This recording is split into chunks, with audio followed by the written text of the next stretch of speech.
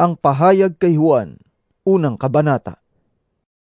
Ito ang pahayag ni Jesucristo na ibinigay ng Diyos sa Kanya at Kanyang inihayag kay Juan na alipin niya sa pamamagitan ng anghel na Kanyang isinugo.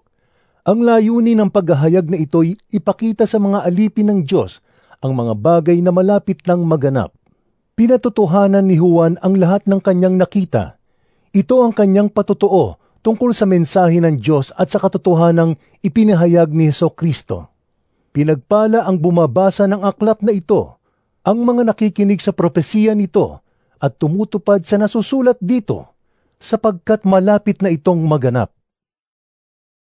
Mula kay Juan, para sa 7 iglesia sa lalawigan ng Asya.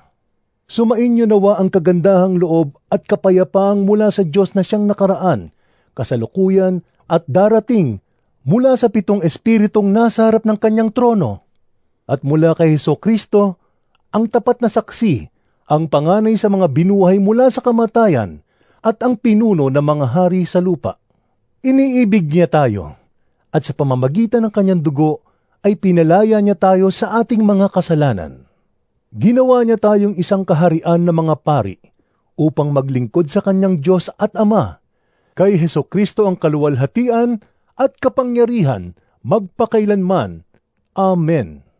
Tingnan ninyo, dumarating siyang nasa mga alapaap at makikita siya ng lahat, pati ng mga tumusok sa kanya.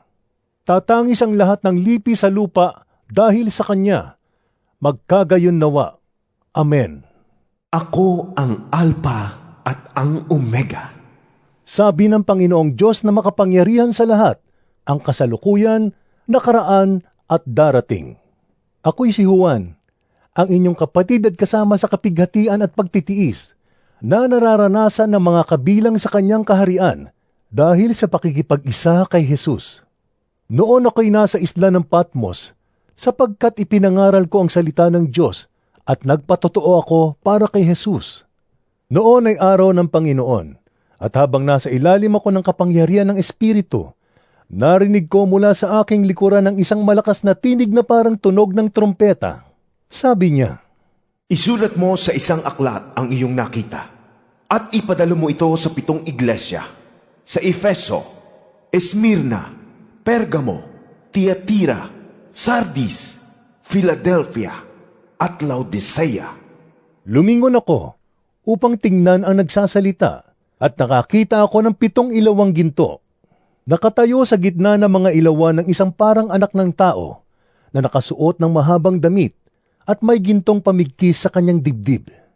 Ang kanyang ulo at buhok ay kasimputi ng balahibo ng tupa o ng niebe, at ang kanyang mga matay parang apoy na nagliliyab. Kumikinang ang kanyang mga paa na parang tansong pinakintab, at parang rumaragas ang tubig ang kanyang tinig. May hawak siyang 7 bituin sa kanang kamay, at lumabas sa kanyang bibig ang isang matalas na tabak na sa magkabilay may talim. Ang kanyang mukha ay nakakasilaw, tulad ng araw sa katanghaliang tapat. Pagkakita ko sa kanya, para akong patay na bumagsak sa kanyang paanan, ngunit ipinatong niya sa akin ang kanyang kanang kamay at sinabing, Huwag kang matakot. Ako ang simula at ang wakas, at ang nabubuhay. Namatay ako, ngunit tingnan mo. Ako'y buhay ngayon, at mananatiling buhay magpakailanman. Hawak ko ang mga susi ng kamatayan, at ng daigdig ng mga patay. Kaya't isulat mo ang iyong nakikita, ang nangyayari ngayon, at ang mangyayari pa pagkatapos nito. Tungkol naman sa hiwaga ng 7 bituing hawak ko sa aking kanang kamay at sa 7 ilawang ginto, ang 7 bituin ay ang mga anghel ng 7 iglesia, at ang 7 ilawang ginto ay ang 7 iglesia.